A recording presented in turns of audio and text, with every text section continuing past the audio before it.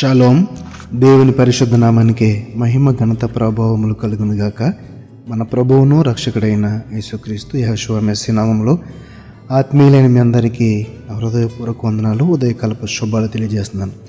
లేవికాండము 4వ అధ్యాయము లేవికాండము 4వ అధ్యాయము 26వ వచనం చివరి భాగంలో ఈ మాటను మనం చూడగలుగుతున్నాము. 26వ వచనం మొత్తం చదువుతున్నాను.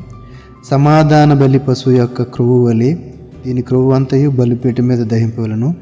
అట్లు యాజకుడు అతని పాపము విషయంలో అతని నిమిత్తము ప్రాయశ్చిత్తము చేయగా అతనికి పాప క్షమాపణ కలుగును. ఈ యొక్క ధర్మశాస్త్ర నిబంధనలోని ఈ యొక్క పాప పరిహారార్థ బలిని గురించి ఇక్కడ వ్రాయబడినట్లుగా మనం చూడగలుగుతున్నాము. యాజకుడు అతని పాపం విషయంలో ఏ వ్యక్తి అయితే పాపం చేసి యాజకుడి దగ్గరికి వచ్చి చెప్పాడో అతను చేసిన ఆ పాపం యొక్క తీవ్రతను బట్టి ఈ యొక్క జంతువును ఈ యొక్క పక్షిని అర్పించాలో మరి యాజకుడు చెప్పినప్పుడు దానిని తెచ్చి మరి యొక్క దహన బలి అర్పించినప్పుడు అతనికి పాప క్షమాపణ కలుగుతుందని ఈ వాక్యంలో మనం చూస్తున్నాం. యాజకుడు అతని పాప విషయంలో అతని నిమిత్తం ప్రాయశ్చిత్తం చేయగా అతనికి పాప క్షమాపణ కలుగును.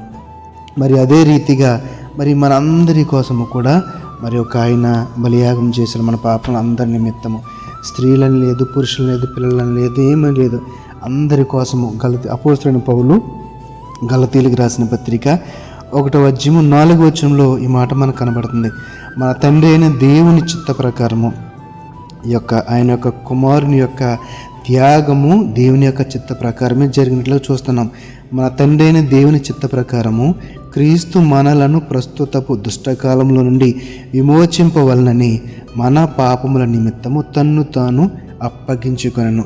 మనందరి కోసము మరి ఆ యొక్క పాత నిబంధనల ధర్మశాస్త్ర సంబంధమైన ఆ యొక్క పాప పరిహారార్థ బలిని మరి తండ్రి అయిన దేవుడు తన చిత్త ప్రకారము ఆయన కుమారుడైన యేసుక్రీస్తు యెహోషువ మెస్సీయను మనందరి కొరకు సజీవ యాగముగా అర్పించి ఏమైందండి ఇక్కడ మన పాపముల నిమిత్తం తన్ను తాను అప్పగించుకొని ప్రస్తుత దుష్టకాలముల నుండి విమోచింపవలని, ప్రతి విధమైన పాపం నుండి, దుష్టత్వం నుండి, భ్రష్ట స్వభావం నుండి విడుదల కలిగించాలని అందరినీ ఒకేసారి మరి మనందరినీ కూడా ఆయన బలియాగం ద్వారా ఆయన తనకు తనుగా అర్పించుకొని మనలందరినీ ఆ యొక్క పాపముల నుండి విడుదల చేసినట్లుగా మరి ఈ యొక్క వచనంలో మనం చూడగలుగుతాం. కాబట్టి ఆ సమయంలో ఆ ధర్మశాస్త్ర సంబంధమైన ఆ కాలంలో మరి యాజకులు చేసిన దానిని మన ప్రధాన యాజకుడు, ఈ యొక్క యాజకుడైన ప్రధాన యాజకుడు, ఈ ప్రధానమైన యాజకుడు తండ్రి చిత్తము ద్వారా ఆ కార్యమును మరి నెరవేర్చినట్లుగా ఇక్కడ మనం చూడగలుగుతాం. కాబట్టి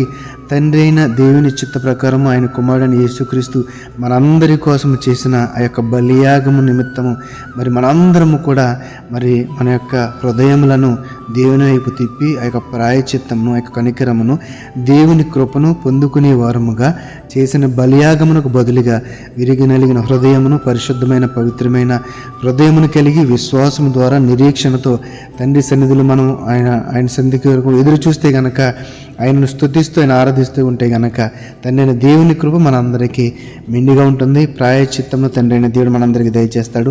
అట్టి కృపను తండ్రి అయిన దేవుడు మనందరికీ దయచేయనుగాక. ఆమేన్. పరిశుద్ధుల మహోన్నతుల మమ్మల్ని కన్న తండ్రి, నీ పరిశుద్ధమైన నామమునకు వందనాలు. మా కొరకు బలైన గొర్రెపిల్ల ఆయన మీకు మీరుగా మా కొరకు చేసిన ఆ యొక్క సజీవ యాగం తండ్రి మమ్మల్ని అందరినీ తండ్రి పాప విముక్తులను చేసింది, ప్రాయశ్చిత్తం ఇచ్చింది.